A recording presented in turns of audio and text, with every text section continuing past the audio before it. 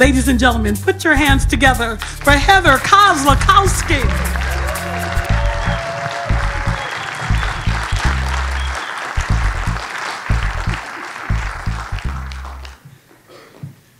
Two summers ago, I was booked on a comedy show, and the booker says, "Heather, who do you think is funny? We need one more guy."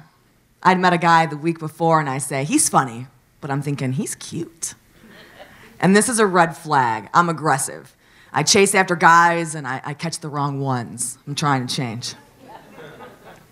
So when Cute Guy contacts me on Facebook to ask questions about the show, I send him my phone number, and I pray. I say, "God, I know that I'm chasing. Please be with me." When Cute Guy calls, we talk for 2 hours. He asks me about my hopes and dreams. We talk about my childhood, his childhood. I'm hooked. My idea of love is attention and sex, and he gave me a lot of attention. And then he took it all away. I texted, I was cute and funny, and he was short and disinterested. I was obsessed. You don't get to give me attention like that and then take it all away. That's a mixed message, and my control issues cannot handle that.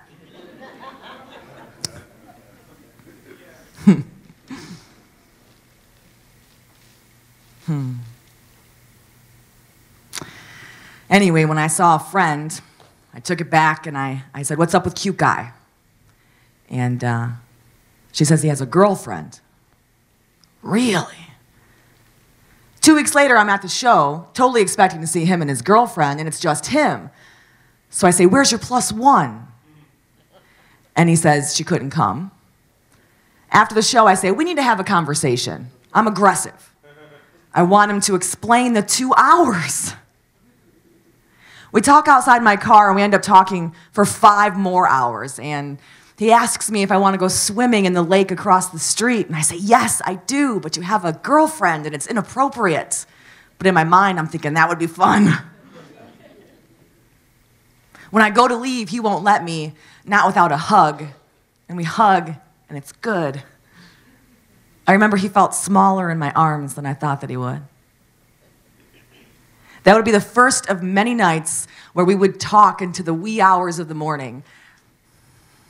He gave me so much attention. He was so flirty. I sent sexy pics. I phone sex for the first time. That is fun. But in the back of my head, I know it's inappropriate, and I say, "I can't do this." He says, "Why can't you do this?" I say, "Because you have a girlfriend." And he says, "We broke up." He is very clear that he wants to continue to have fun with me, but he doesn't want to have a relationship with me. But I was getting so much attention, I couldn't give that up. So in order to protect myself, we came up with rules to help me not fall in love. Rule number 1, don't fall in love. Rule number 2, no celebrating holidays. Rule number 3, nobody meets anyone's family. And that literally lasted for a week because I want a relationship. He says, "You jumped in with both feet." And I say, "I know, I'm not built for this. I can't do this. I want a relationship. I'm sure that we'll be friends, I'm sure, but I need some time." Cute Guy calls me in 3 days. I remember I was driving home from a comedy show, talking to God, looking at the moon, feeling happy. And then he calls, and I answer, "Why are you calling me?" And he says, "Because this is stupid, and we should be able to talk and be friends." We would move from phone sex to actual sex, and it was fun and loving, not on his part. But when we spooned, he said, "This feels like home." And I was quiet. I didn't say anything because I loved him, and he knew it. Later that night, he would look at me in the eye, and he would say, "Why do you love me?"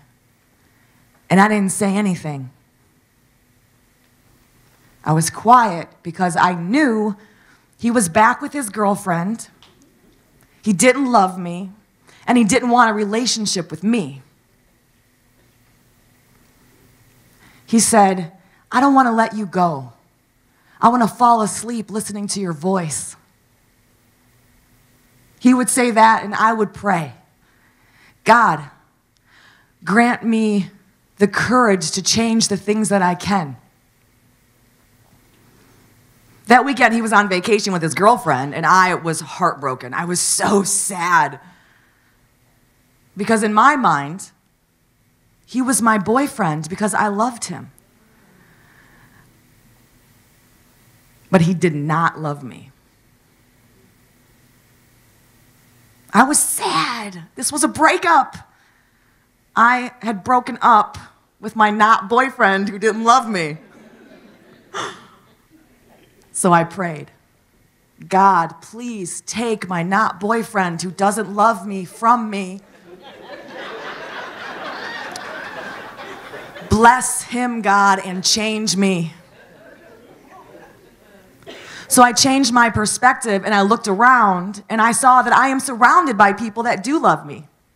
I have a girlfriend, Dana. We've been friends for years, and she calls me up, Heather, do you want to go skydiving with me on my birthday? And I say, yes.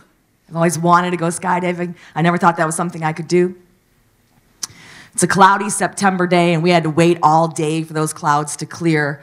And Dana, we took selfies, we went to lunch, we shared stories.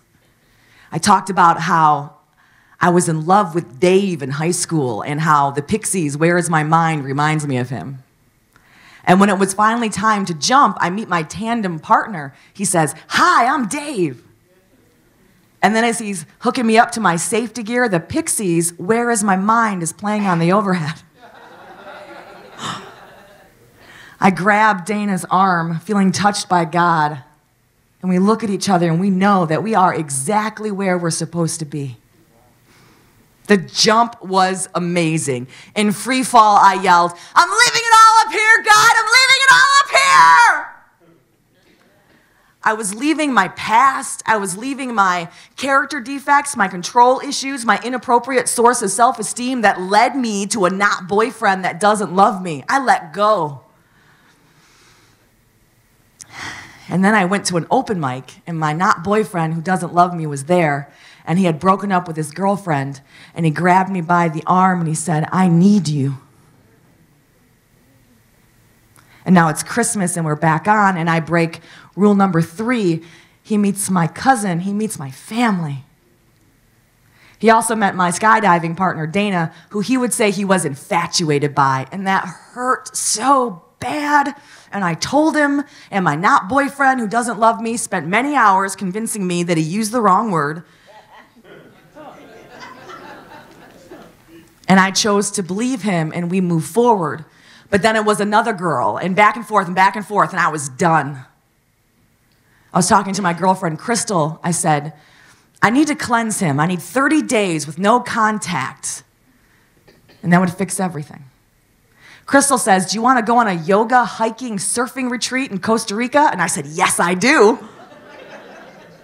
But I can't afford that. And Crystal says, it's a gift. In Costa Rica, I learned that yoga is hard in the blistering heat. Hiking 45 minutes to surf is hard, and surfing is hard. For me, surfing is trying not to drown for hours. But I also learned that I can be hurt, and I can be tired and scared, and I can rally, and I can hike out. In Costa Rica, I rode a horse. It may have been a donkey. Its hips were smaller than mine. It's true. But I galloped on this animal along the beach beside the ocean, yelling, bueno, bueno. Costa Rica was so good that I went well past my 30 days and into May. May is his birthday. And I loved him. I missed him. I called. He's single. He wants to be friends. And then we have sex. And it's fun and adventurous. And he says, tell me you love me. And at first I do. But then I stop because I figured the only way I was going to survive having a not boyfriend that doesn't love me was to not be totally invested. I went on no less than 22 dates. But my not boyfriend who doesn't love me took me to where his mom grew up, to where he grew up, to where he had his first kiss, and I loved it. But he did not love me. I don't love you, Heather. I don't want a relationship with you. And I had heard that enough. I was done. Again. From September to November, I thrived. I met amazing people. I booked awesome gigs. I was on TV. I was happy. And then it's Thanksgiving. And I walk into my parents' living room in tears. And I say, he's dating someone. He's having sex with someone new. My mom says, how do you know? Who told you? And I said, I called him. My mom said, why did you call him? She was so angry because she knew I had done this to myself. I had chosen all of this for myself, but I couldn't have that conversation then. I said, Mom, stop. Stop. Just hold me and let me cry. So my mom held me, and I cried. And I fell into my dad's lap, and he rubbed my back, and he said, I love you, Heather. I love you, Heather. Why did you call him?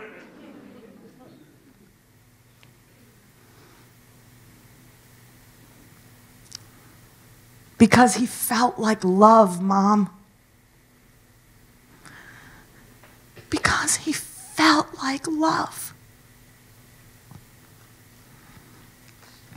Having a not boyfriend that doesn't love me taught me that I don't know what love is. Nope. But I learned what it's not. Love is not attention. Love is not sex. Love is not inappropriate. I learned that when I change my perspective and I look around, I am surrounded by love. Maybe love is appreciation. Maybe love is respect. Maybe. Maybe love is self-respect. Thank you.